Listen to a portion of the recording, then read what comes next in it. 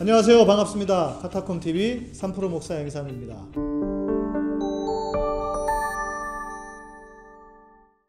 오늘은 23회 여성 목사는 비성경적인가요? 입니다. 여러분은 어떻게 생각하십니까? 여성은 목사 안수를 받으면 안 될까요? 한국의 개신교는 몇 년 전까지만 해도 여성 목사 안수를 허락하지 않다가 최근에는 많은 교단들에게서 여성 목사 안수를 시행하고 있습니다. 장로교에서는 통합에 여성 목사님이 계시고 합동과 고시는 여성 목사님들이 계시지 않습니다. 아무래도 우리의 사회가 가부장적으로 지내오다가 최근에는 좀 흐름이 바뀌면서 이제 여성분에게도 안수를 주는 그런 교단들이 늘어나고 있는 것 같습니다. 그럼에도 여성 목사 안수를 거부하는 교단들에게는 몇 가지 이유가 있습니다. 성경의 구절들을 대면서 이야기하는데요. 그 중에 하나가 아마 다음 구절이 아닐까 싶습니다. 여자는 교회에서 잠잠하라. 그들에게는 말하는 것을 허락함이 없나니 율법에 이른 것 같이 오직 복종할 것이요. 여성분들이 읽으면 상당히 불쾌해할 말씀입니다. 반면 이 말씀에는 여성들이 교회 안에서는 절대 목소리를 높이면 안 되고 오직 복종만 하라 라고 했으니 여성 안수를 반대하시는 분들은 아주 좋아할 만한 말씀입니다.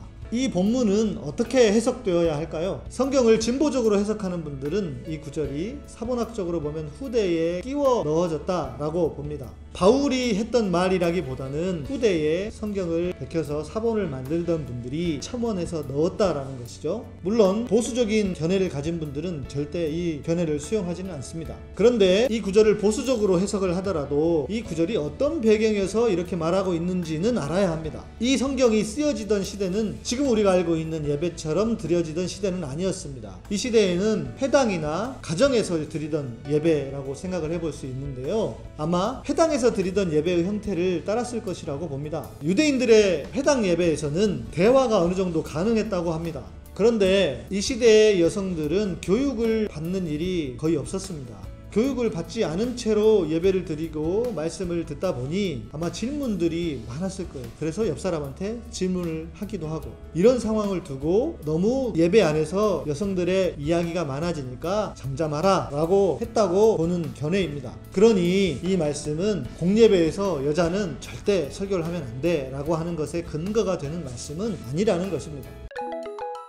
바울뿐만 아니라 예수님께서 여성들에게 하신 것들을 보면 우리는 더욱 깜짝 놀랄 수밖에 없습니다. 예수님 시대의 여성들은 그 인권이 거의 없었습니다. 심지어 길을 다니는 것도 제한적이었고요. 우리의 조선시대를 생각해보면 이해가 좀 쉽게 될 것 같습니다. 예수님 당시 랍비들은 많은 제자들이 있었습니다. 그런데 그 제자들은 모두 남자들이었습니다. 그런데 예수님의 제자들은 여자들이 있었습니다. 물론 12제자는 다 남자였습니다. 그러나 12제자가 아닌 그 외에 다른 제자들 중에는 여자들도 있었다는 것입니다. 그런 고대 시대에 너무나도 파격적인 일이었습니다. 어찌 보면 혁명적인 일과도 같았습니다. 아무런 인권도 없던 여성들을 주님은 제자로 삼으시고 그들과 함께 길을 다니시고 이렇게 사역을 하셨다는 것입니다. 예수님의 평등 사상이 아니라면 결코 있을 수 없는 일이었습니다. 한국 기독교가 개화기 시절에 남녀 평등 사상을 실현했다고 하는 이 역사적인 사실도 바로 예수님의 이런 평등 사상에 기초했다고 할 수 있을 것입니다. 그런데 지금의 교회가 여성들에게 목사 안수를 주지 않는다고 하는 것은 어찌 보면 예수님과 전혀 반대의 길로 가고 있다고 해도 과언이 아닙니다.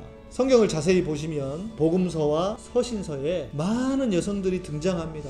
예수님을 돕고 바울을 돕던 많은 여성들이 등장하고 또 여성들의 많은 저작물들도 존재한다고 알려져 있습니다. 예수님의 제자들의 이후인 속사도 시대에는 여성들의 저작물들이 아주 많이 남아있다고 합니다. 그런데 그 이후에 로마의 가부장적 문화에서 기독교가 제도화되면서 의도적으로 여성들을 배제시켰다는 주장도 있습니다. 성경에는 목사라는 표현이 한번 나옵니다. 에베소서 4장 11절입니다. 그가 어떤 사람은 사도로, 어떤 사람은 선지자로, 어떤 사람은 복음 전하는 자로, 어떤 사람은 목사와 교사로 삼으셨으니. 그런데 목사로 세울 때 여자를 세우면 안 된다라고 하는 가르침은 없었습니다. 자, 위의 내용으로 보건대 여성의 목사 안수는 전혀 문제가 없습니다. 신학교에서는 여학생을 입학하도록 허락하면서 목사 안수는 안 된다고 하는 이 이상한 관행은 빨리 바뀌어야만 합니다. 성경에는 모든 시대를 아우르는 하나님의 가르침이 있는가 하면 그 시대에만 해당되는 법이 있습니다.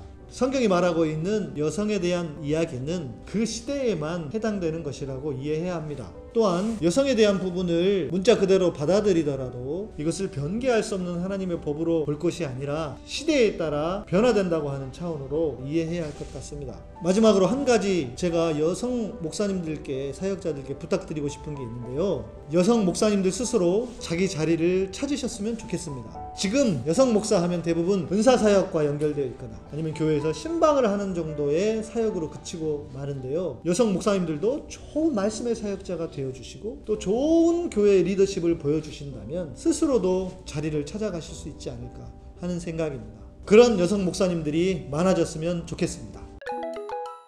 오늘도 방송을 들으시고 좋으셨다면 좋아요와 구독하기, 알람 설정을 해두시고요. 후원하기를 원하시는 분들은 저희 멤버십이나 후원 계좌로 후원해 주시면 감사하겠습니다. 양희삼 목사의 복음의 사람 되기 복사기는 매주 수요일에 업데이트 됩니다.